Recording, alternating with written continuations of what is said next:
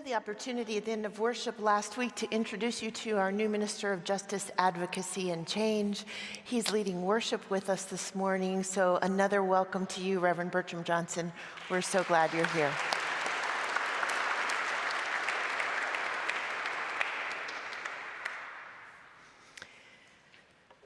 A few weeks ago, on Transfiguration Sunday, we were reminded of Jesus' powerful words to his disciples as they all turned and went down the mountain toward Jerusalem and toward what would be his crucifixion and his death. If any want to become my followers, let them deny themselves, take up their cross daily, and follow me. For those who want to save their life will lose it, and those who lose their life for my sake will save it. Which I personally think, as I often say, is the worst marketing slogan ever. This Lent, you and I are doing the hard work of asking hard questions of God and of ourselves, doing the work of internal examination as we seek to live with intention in a world filled with voices pulling us away from true meaning and purpose. Today's question is a tough one. Can I give up my life? Sitting warm and comfortable in this beautiful space today, we're sort of asking the question in theory, we hope. But Jesus wasn't. And we know of many modern prophets who have actually given up their lives for what they believed in. So today we're going to wonder about this hard question and think very deeply about what we really believe in. Believe so much that we would theoretically and maybe even actually give up our lives. Before we look at Luke's gospel passage this morning, I want to here say that I'm not unaware of the tender and painful places questions like these might touch among those of us who have lost loved ones, particularly if that loss was by suicide. I know I couldn't think of this question this week without feeling some very sharp pain myself.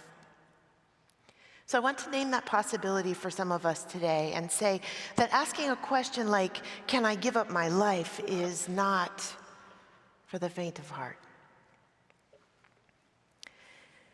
Today's passage is one of the most unusual gospel passages in Lent. It's not a parable of Jesus's, it's not a familiar story.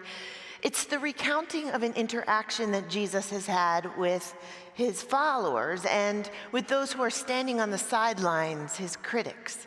It gives us some insight into what Jesus was thinking, why he would put everything on the line and end up giving up his life. For a quick review, we might want to remember that the Gospel of Luke was written by Luke, who also wrote the book of Acts, and Luke was a Gentile, not a Jew. And the perspective from which Luke recounts the story of Jesus is from the perspective of an outsider. All throughout the Gospel of Luke, we meet a Jesus who's a radical includer. Women, the sick, the poor, social outcasts. The Jesus in Luke's Gospel is not afraid to include anybody who wants to know about his message of radical love. And what a message it was. It was powerful and grating. It was unrelenting in its challenge to those who held power and misused it. He consistently spoke out for the inclusion of those who were outcast, and he made pretty much everybody nervous. So nervous because he was challenging powers and systems that oppressed people and corrupted society. His aim was to speak the truth that nobody else had the guts to speak, to risk whatever cost that endeavor would exact, and to consistently extend invitations to anybody, everybody, to join this movement away from the brokenness and pain of this world toward wholeness and goodness, toward the kingdom of God. In Luke's gospel, Jesus is on a journey toward Jerusalem, Scholars call this section of Luke, 7 chapters, all the way up to chapter 19, Luke's travel narrative. The tension and the intrigue are mounting as Jesus gets closer and closer to Jerusalem. Today we find Jesus at the beginning of that journey, while he's still in Galilee, preaching as usual, when some Jewish leaders with whom he had tussled previously approach him and tell him, "You know, Jesus, you better watch out. That Roman ruler Herod is out to kill you."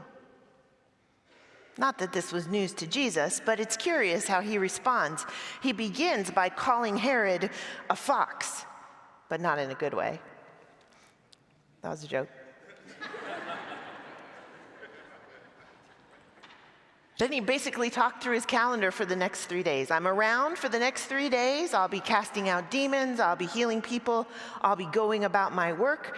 For 3 days, that's what I'll be doing. Kind of like Jesus is saying, just try to stop me. Then he goes on to talk about the city of Jerusalem. So many prophets have come to that powerful city and tried their best to preach a message of justice and peace. And one by one,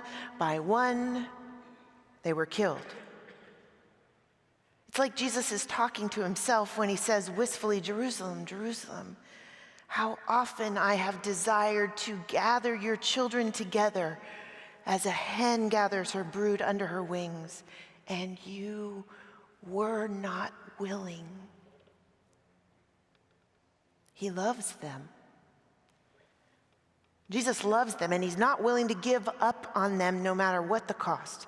Bringing a message of wholeness and hope to these people is the purpose of his life.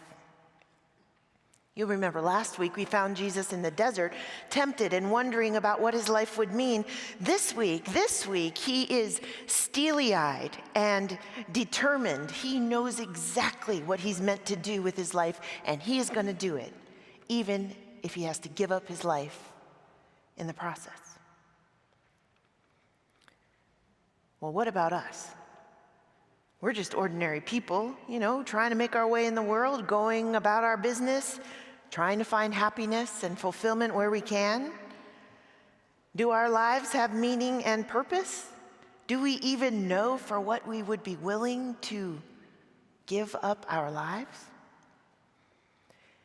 We'd better begin asking that hard question, because our lives are precious and they're fleeting, and how terribly sad it would be to get to their end and not have found a way to articulate that purpose in which we believe so deeply that we would even pay the ultimate price. See what I mean about asking hard questions? I recently read a fascinating article about Viktor Frankl. He was a Jewish psychiatrist and neurologist and author of that very famous book, Man's Search for Meaning. It was published in 1946, before Dr. Frankl knew about inclusive language. In 1991, the Library of Congress listed Man's Search for Meaning as one of the 10 most influential books in the United States. The book is based on a premise that Frankl came to during the years in which he and his family were imprisoned in a Nazi concentration camp. Frankl's thesis was that the difference between those who survived the camps and those who did not was one thing: purpose. Gallup polls show that we Americans are happier than we have ever been, and almost half of us report, however, that we have not discovered a satisfying purpose to our lives. That means that at least half of us cannot say what makes our lives meaningful. This is a problem, friends, because having a purpose in life is essential to who we are as humans. Meanwhile, happiness is fleeting, and in fact, the single-minded pursuit of happiness can make us unhappy. Are you happy? Well, that's good, But happiness is not the same thing as meaning or purpose. Happiness and purpose, in fact, are almost opposites. Happiness is based on receiving benefits from others. Purpose is always found in giving to others. Happiness is fleeting. It can change with the change of circumstances. Finding meaning and purpose, however, transcends circumstances and allows you and me to live for something that's bigger than ourselves. Which brings me back to the story of Viktor Frankl, how he came to his hypothesis in his iconic book, Man's Search for Meaning. I quote, "In his early adulthood, before he and his family were taken away to the camps, Frankl had established himself as one of the leading psychiatrists in Vienna and in the world. By 1941, his theories had received international acclaim, and he was working as the chief of neurology at Vienna's Rothschild Hospital. That was the same year that he had this life decision to make. With his career on the rise and the threat of the Nazis looming over him, Frankl applied for a visa to move to America, which he was granted in 1941. By that time, Nazis had already started rounding up all the Jews and taking them away to concentration camps, beginning with the oldest first. Frankl knew deep inside that it would only be a matter of time before the Nazis came and took his parents away. And he knew that once they did, his parents would live through significant trauma in camp life. Viktor Frankl was so torn. Should he stay with his parents to help him? On the other hand, he was a newly married man. His wife was pregnant with their first child. They had a visa in hand. He was so tempted to leave for America. At a loss for what to do, one day he set out for St. Stephen's Cathedral in Vienna to try to get some direction. Listening to the organ music swirling in the air around him, he asked questions like, should I leave my parents behind? Should I say goodbye and just leave them to their fate? Where does my responsibility lie? What does my life stand for? I need a sign. When he returned home that day, a piece of marble was lying on the dining room table. His father explained that it was from the rubble of one of the nearby synagogues that the Nazis had just destroyed. The marble contained a fragment of the 10 Commandments, the one that said, honor your father and your mother. With that, Frankl decided to stay in Vienna and forego whatever opportunities for safety and career advancement awaited him in the United States. He decided to put his individual pursuits aside for a moment and serve his family and later other inmates in the camps. Viktor Frankl's entire family, including his pregnant wife, died in Nazi concentration camps. The wisdom that Viktor Frankl derived from his experiences in the camps in the middle of unimaginable human suffering is relevant for us as we make our way through Lent. He wrote, being human always points and is directed to something or someone other than oneself, be it a meaning to fulfill or another human being to encounter. The more one forgets himself by giving himself to a cause to serve or a person to love, the more human he is. Sound familiar? Maybe kind of like, if any want to become my followers, let them deny themselves and take up their cross daily and follow me.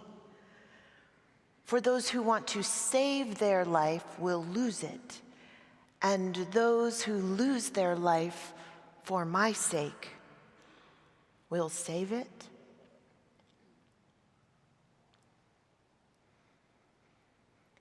In our little gospel passage today, Jesus knew where living his purpose would lead him, but he was driven and determined. I wonder, do you have something?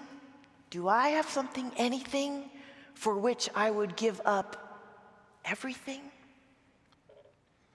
Do you have a passion or a calling that defines your life, that gives it meaning, that sets it apart from the humdrum, day in and day out rhythm of life that threatens to swallow us whole and to render our living inconsequential? You and I, we may not have to put our lives on the line like Jesus did, but we certainly will face the question of what, if anything, our lives offer this world. Finding our purpose is not the same as being happy. Finding our purpose is living each day with intention of being and becoming what we were created to be, of making our little lives count in the larger redemption and salvation of this broken world. Because when you and I have lived whatever number of years we will live on this planet, and when our lives are over and we're dead and gone, what kind of legacies would we leave? This Lent, we're asking very hard questions. Can I give up my life?